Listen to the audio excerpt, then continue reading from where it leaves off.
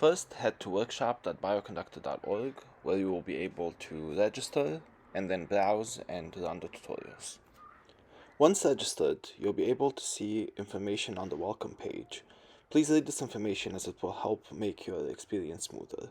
On the left-hand side, you will see a list of tutorials that we have deployed for this event.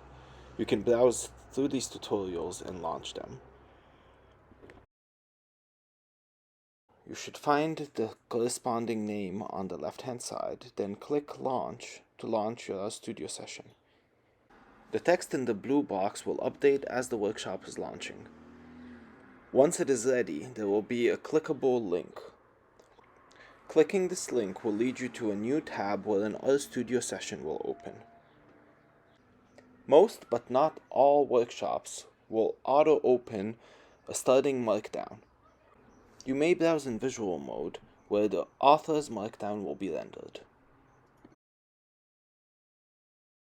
If you navigate away from the tutorial and wish to recover it, you can do so by going to the Active Workshops button under the User menu.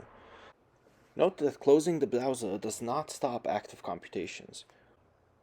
You will notice the green bar showing the actively running code still running. You may only have one active session at a time. If you open a new session, you will claim the old one. As you can see, the old session was disconnected.